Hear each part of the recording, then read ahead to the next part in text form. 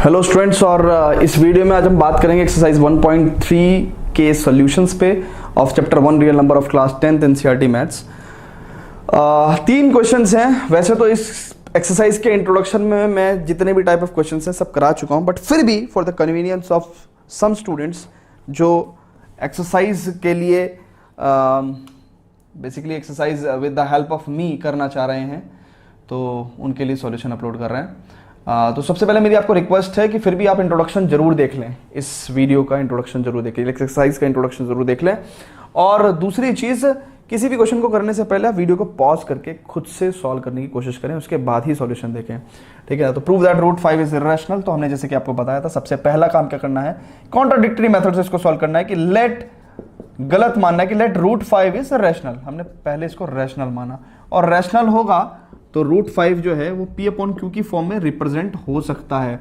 और ये P और Q जो है, P अपॉन Q, ये सिंप्लीफाइड फॉर्म, रिड्यूस्ड फॉर्म में है ना। इसके आगे ये फर्दर नहीं कट सकता, इसके आगे फर्दर नहीं कट सकता। जैसे 25 अपॉन 50 ये भी रैशनल नंबर है, बट ये आगे कट सकता है, ठीक है। तो अब जो फॉर्म आई वो सिंप्लीफाइड फॉर्म है ना। तो ये P upon Q simplified form में है। इसी बात को मैथमेटिकली कहने के लिए, सिंप्लीफाइड फॉर्म को मैथमेटिकली कहने के लिए हमने कहा कि P and Q are coprimes. That means इसका मतलब क्या है कि HCF of P and Q is 1, ठीक है ना। तो ये P और Q का जो HCF है वो 1 है ना। इस बात को चाहे आप हटा भी सकते हैं। नाउ अब करना कुछ नहीं है बेटा, आपको क्रॉस मल्टीप्लीकेशन करो तो root 5Q is equal to P, squaring both side, ठीक है ना, स्क्वायरिंग बोथ साइड। क्या हो जाएगा बेटा यहाँ पे 5Q square equal to P, we square 5Q square equal to P square, तो यानी कि 5 इसका मतलब डिवाइड्स, इट इंप्लाइज क्या कि 5 divides P square. And theorem कहती है कि अगर 5 divides P square then 5 divides P also, 5 divides P also, ठीक है ना। And hence 5 divides P also, तो इसका मतलब 5 जब P को डिवाइड कर सकता है, तो लेट्स से 5 ने जब P को डिवाइड करा, लेट्स से C दिया, so it equal to P, it implies P equal to 5C, ठीक है ना। तो यहाँ से हमारे पास P इक्वल टू 5C आ गया, है ना। इस P इक्वल टू 5C को हमने वापस इसी इक्वेशन में रखा, और जब हमने वापस इसी इक्वेशन में रखा तो root 5Q is equal to, तो हमने लिखा यहाँ पे कि put the value of P in equation 1। So root 5Q is equal to P की वैल्यू कितनी है 5C, squaring both side, what we will get 5Q square equal to 25C square, that means यहाँ पे आ जाएगा 5, so it implies कि Q square upon 5 है ना, it implies what कि भाई Q square upon 5 is equal to C square, so it implies कि भाई 5 divides Q square and it also implies कि 5 divides Q। भाई अगर 5 Q स्क्वायर को डिवाइड कर सकता है तो 5Q को भी डिवाइड कर सकता है। So Q upon 5 will be equal to let's say D, यहाँ पे हमने कह दिया लेट्स से, है ना। कोई भी नंबर अगर हम बीच में मान लेते हैं, या कोई भी अल्फाबेट अगर हम बीच में मान लेते हैं, तो हम लोग लेट्स से कह देते हैं कि भाई लेट्स से हमने C मान लिया था, ठीक है। So Q is equal to 5D। Now P is equal to 5C है, Q is equal to 5D है ना। Q तो ऊपर लिखा ही है, तो इसका कॉमन फैक्टर कितना आ गया 5।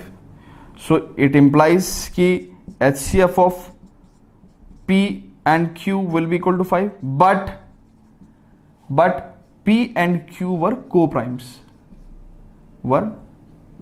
हमने स्टार्टिंग में क्या कहा था कि P और Q तो को-प्राइम्स थे, इनका HCF तो, but HCF of P and Q was 1।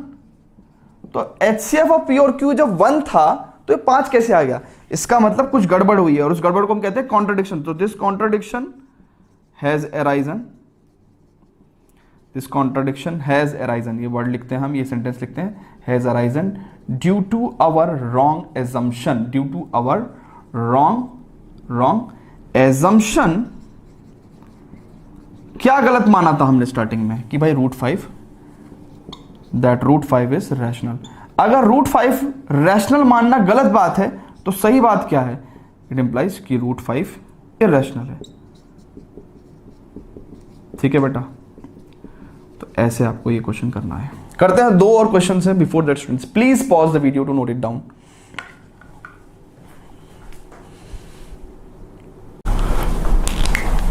Okay students, तो देखते हैं क्वेश्चन नंबर 2 कहता है प्रूव दैट 3 + 2√5 इज इरेशनल। तो ये भी क्वेश्चन हमने पहले किया हुआ है, तो कैसे करेंगे बेटा हमने कि इसको कॉन्ट्राडिक्शन मेथड से सॉल्व करते हैं सारी रेशनलिटी।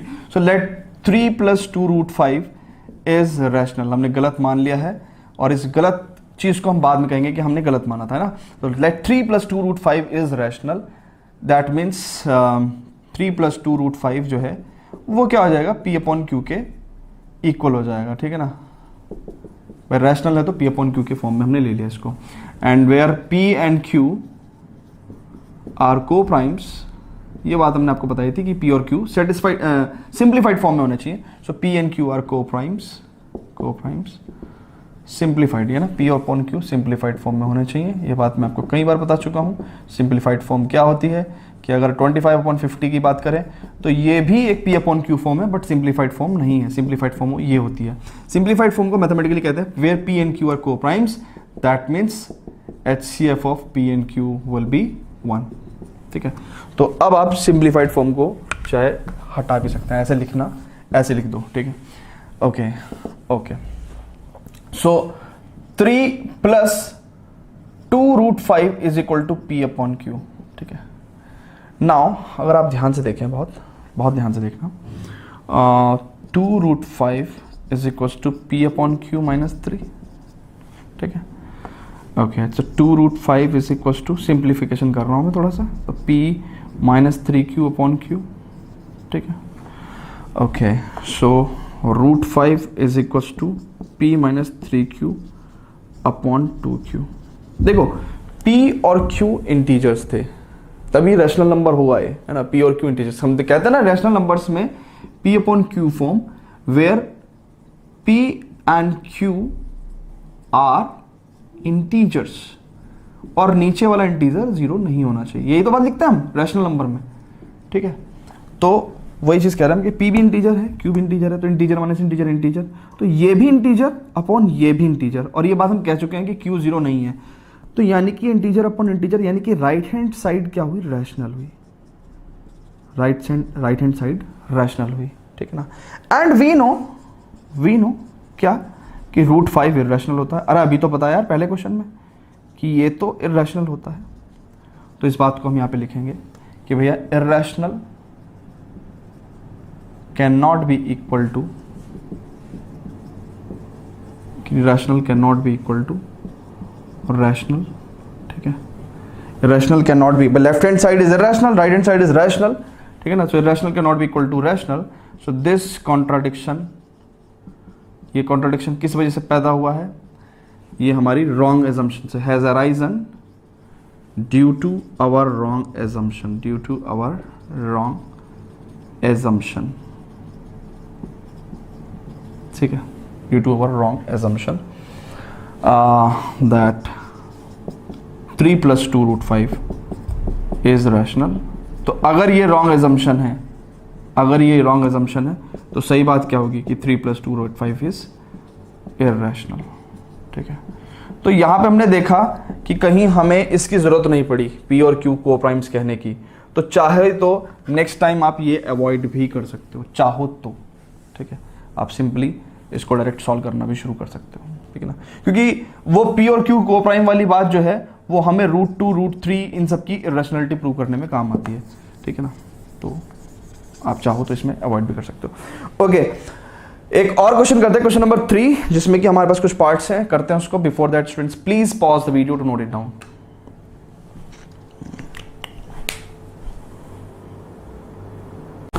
तो स्टूडेंट देखते हैं क्वेश्चन नंबर 3 कहता है prove the following are irrational.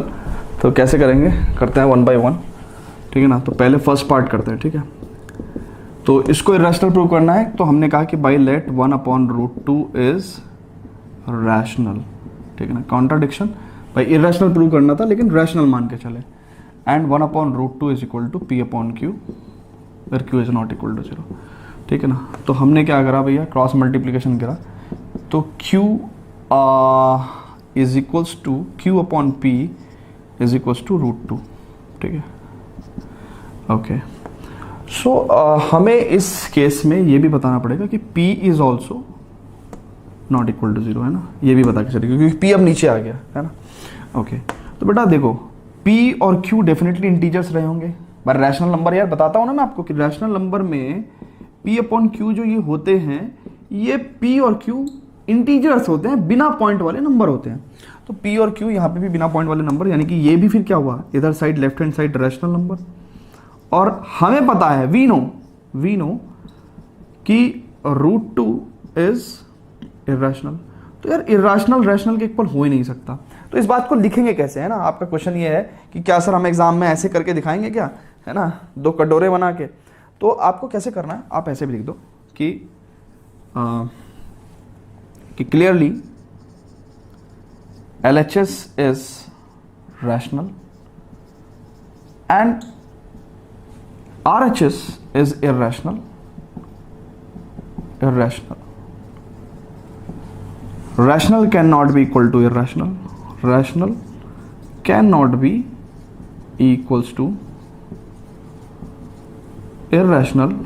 So ऐसा क्यों हो रहा है, ये गड़बड़ क्यों हो रही है कि this contradiction has arisen, ये तो आपको याद हो गया होगा।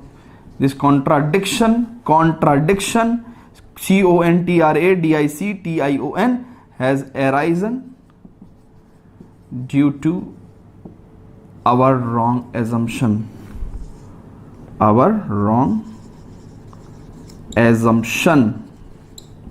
Due to our wrong assumption, है ना, due to our wrong assumption that 1 upon √2 is rational. 1 upon √2 is rational. अगर ये wrong assumption है तो सही assumption क्या होगी फिर, 1 upon √2 is irrational. भाई अगर ये गलत माना था तो सही बात क्या है, सही आती है बेटे, ठीक है। ओके करते हैं रेस्ट ऑफ द 2 पार्ट्स और, ठीक है। हालांकि आप कर सकते हो बट फिर भी जिससे कि आपको पूरी वीडियो के एंड में ढंग से आ जाए, इसलिए सारे पार्ट्स करा दे रहे हैं, ठीक है। ओके कुछ नहीं करना है, ये नीचे वाली चीज़ में हटा नहीं रहा हूँ क्योंकि बार बार ये लिखना पड़ेगा। तो हमने क्या करा, सेकंड पार्ट कर रहे हैं सॉल्व। सेकंड पार्ट में 7√5 है ना, 7√5। तो हमने 7√5 को रैशनल मान लिया, ठीक है ना। 7√5 को अगर रैशनल मानेंगे तो ये हो गया P अपॉन Q। तो ये हमने क्या कर दिया कि भाई हमने देखा कि √5 is equal to P upon 7Q, ठीक है ना। √5 equal to P upon 7Q। इस बात को मैं ऐसे भी तो लिख सकता हूँ, P upon 7Q is equal to √5। लिख सकता हूँ कि नहीं लिख सकता हूँ, बताओ। अब क्या है, साफ साफ मुझे पता चल गया कि भाई जो लेफ्ट हैंड साइड है वो रैशनल है। भाई ये भी इंटीजर, Q भी इंटीजर और 7 इंटू इंटीजर अगेन इंटीजर, तो ये लेफ्ट हैंड साइड रैशनल हो गई। राइट हैंड साइड हमें पता है √5 इर्रेशनल होती है, तो rational can not be equal to irrational, ठीक है।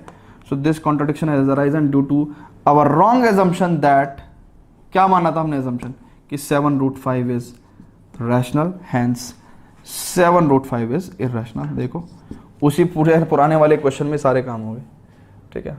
ओके चलो जी, कहने का सर थर्ड पार्ट भी करा दो, थर्ड पार्ट भी करा देते हैं। देखो यहीं यहीं हो जाएगा थर्ड पार्ट।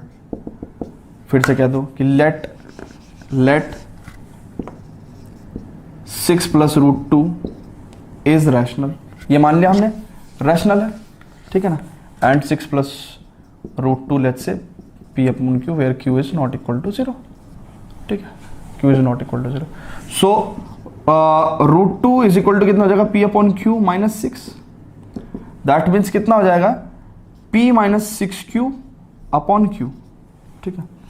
देखो ये √2 जो है वो इसके इक्वल है, तो क्या मैं इस बात को कह सकता हूं, क्या मैं इसी बात को कह सकता हूं कि ये लेफ्ट हैंड साइड में लिख दूं, P minus 6Q upon Q is equal to √2, ठीक है, लिख सकता हूं।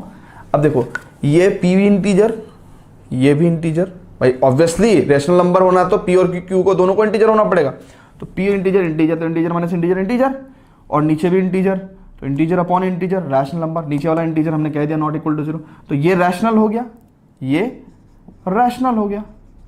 और राइट हैंड साइड में √2 हमें पता है इर्रेशनल होता है, तो ये इर्रेशनल हो गया। तो हम लोग लिखेंगे क्या कि भैया left hand side is rational and right hand side is irrational, rational can not be equal to irrational, this contradiction has arisen due to our wrong assumption that क्या हमने क्या माना था स्टार्टिंग में, लेट क्या करा था हमने कि 6 + √2 is rational, hence final step में कहेंगे कि अगर ये रॉन्ग एजम्पशन है तो फिर सही चीज क्या होगी, सही स्टेटमेंट क्या होगा, 6 + √2 इज इरैशनल। ठीक है ना, इस तरीके से आप ऐसे कोई भी क्वेश्चन होगा आप उसको कर सकते हैं। एनसीईआरटी में तो 3 ही क्वेश्चंस थे, बट आप किसी भी तरह के ऐसे क्वेश्चन को आराम से कर सकते हैं, मैंने आपको करके दिखा दिया। चलते बेटा स्टूडेंट्स 1.4 एक्सरसाइज के इंट्रोडक्शन पे, जहाँ पे हम लोग अगेन फिर से बात करेंगे रैशनल नंबर्स की और देखेंगे कि किस तरह से उनके डेसिमल एक्सपेंशंस पे हम किसी भी तरह का जजमेंट दे सकते हैं without doing any lengthy division processes. Okay, तो पढ़ते हैं। Before that please pause the video to note it down.